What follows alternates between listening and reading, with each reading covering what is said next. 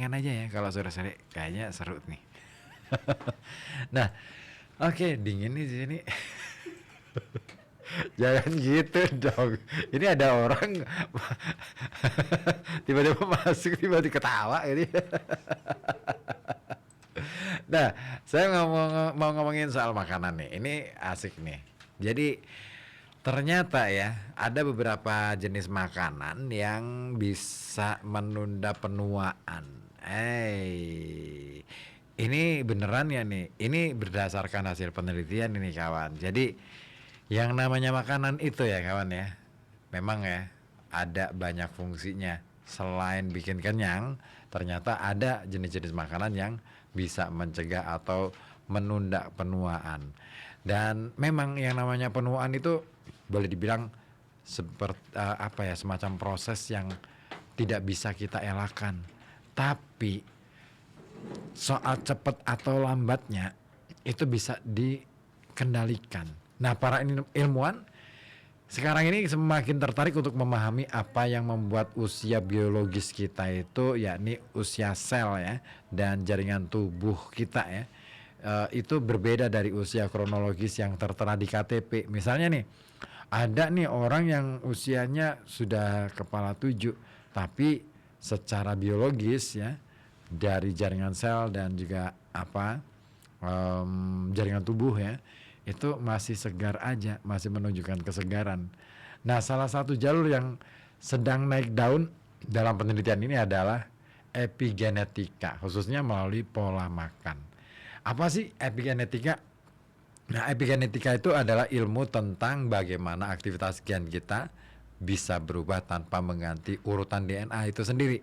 Nah, salah satu penanda utama dalam proses ini adalah metilasi DNA, yaitu penambahan penanda kimia pada gen yang terjadi seiring bertambahnya usia. Nah, penanda ini berkaitan juga dengan risiko penyakit serta kematian. Nah, sebuah penelitian terbaru yang dilakukan oleh Jamie L.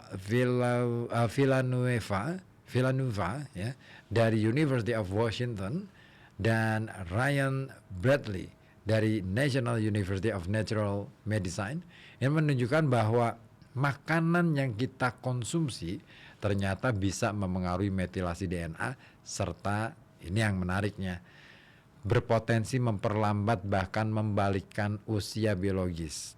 Wah.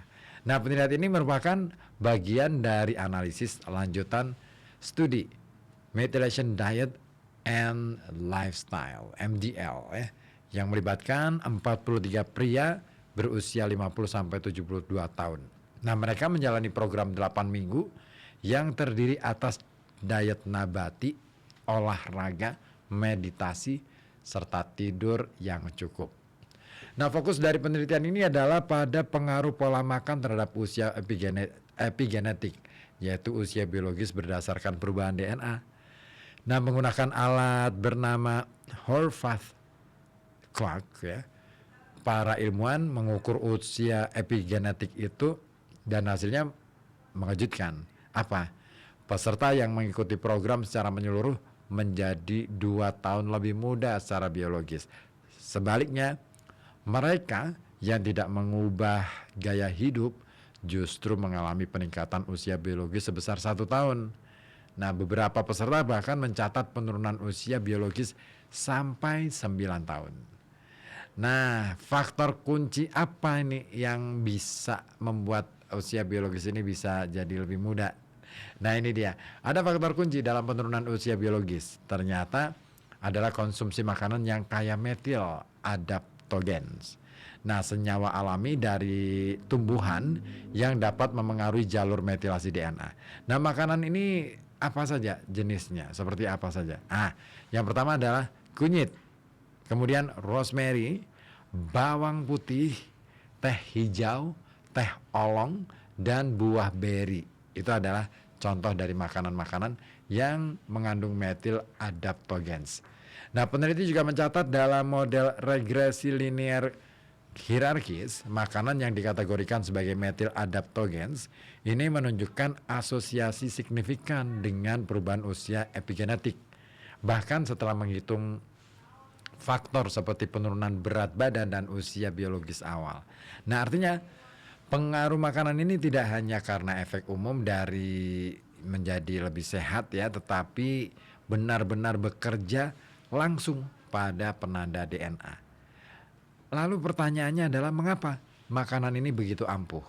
Nah, ini dia jawabannya. Karena mereka mengandung senyawa bioaktif seperti EGCG dalam teh hijau ya, kurkumin dalam kunyit, alisin dalam bawang putih, dan antosianin dalam buah beri.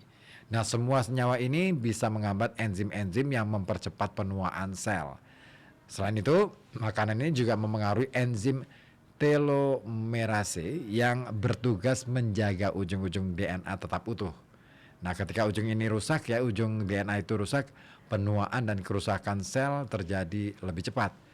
Dan menariknya nih kawan, senyawa ini juga bisa membantu membersihkan sel-sel yang sudah rusak atau berpotensi menjadi kanker. Jadi ini ya. Nah, dalam analisis statistiknya, konsumsi metil adaptogens ini yang tetap ya, ini bisa menjadi prediktor kuat penurunan usia epigenetik bahkan setelah memperhitungkan variabel lain. Nah, peserta yang memiliki usia biologis lebih tua di awal justru mendapatkan manfaat paling besar, dan meski peserta program juga mengalami penurunan berat badan rata-rata 2 kg, faktor ini tidak berkontribusi signifikan terhadap penurunan usia epigenetik. Hal ini menunjukkan kalau makanan ternyata punya peran melalui mekanisme unik, bukan sekadar pembatasan kalori. Nah, temuan ini selaras dengan studi lain, diet kaya polifenol seperti diet Mediterania dan diet tradisional Jepang yang menunjukkan manfaat serupa terhadap usia epigenetik. Studi Direct Plus misalnya ini menunjukkan bahwa diet Mediterania hijau ya ditambah dengan kenari, teh hijau dan minyak zaitun itu rupanya juga bisa memperlambat penuaan biologis, terutama berkat senyawa seperti tirosol dan urolithin yang bersifat antioksidan dan antiinflamasi. Nah, yang membuat studi ini istimewa adalah pendekatannya yang detail. Para peserta mengisi kuesioner frekuensi makanan yang dianalisis secara saksama dan keakuratannya dikonfirmasi melalui penanda darah seperti metil tetrahidrofolate. Nah, nutrisi dan dari sayuran hijau. Nah, meski jumlah peserta sedikit dan mayoritas adalah pria kulit putih berpendidikan, model statistik yang digunakan ini tergolong bisa lah ya menjelaskan 44% variasi dalam perubahan usia epigenetik. Hasil yang cukup mengesankan mengingat kompleksitas penuaan gitu. Jadi kalau kita mau tetap istilahnya menunda penuaan, boleh tuh beberapa makanan tadi ya. Nah, hasil ini juga membuka pintu bagi strategi anti penuaan yang berbasis makanan. Dengan memilih makanan yang bisa memodulasi metilasi DNA, kita bisa saja memperlambat proses biologis yang selama ini dianggap tidak terhindarkan. Dan tentu, studi lebih lanjut dengan populasi yang lebih besar dan beragam masih diperlukan, apalagi dengan munculnya epigenetic clock, generasi baru yang bisa memperhitungkan perubahan sistem imun dan metabolisme. Namun, satu hal yang jelas, makanan tertentu ini hanya memengaruhi energi atau rasa, tapi juga tidak hanya memengaruhi energi maupun rasa, tetapi juga umur sel kita. Makan bawang putih atau minum teh hijau setiap hari ya, mungkin adalah langkah kecil yang berdampak besar bagi kesehatan jangka panjang. Kenapa? Gen kita mungkin menetapkan panggung, tetapi gaya hiduplah yang menulis ceritanya. Mantap. Ada yang suka makan bawang putih dikeremus gitu. Wah, itu enak tuh. Ada yang berani nyoba? Wah, itu enak kalau setiap hari dimakan gitu. Bawang putih yang masih mentah ya, yang bukan dimasak ya. Wah, itu dahsyat. antioksidannya tinggi, bagus untuk kesehatan. Ya. Baik, masih akan kita lanjutkan kebersamaan kita di Halo Kota Batik di sini di FM 91,2.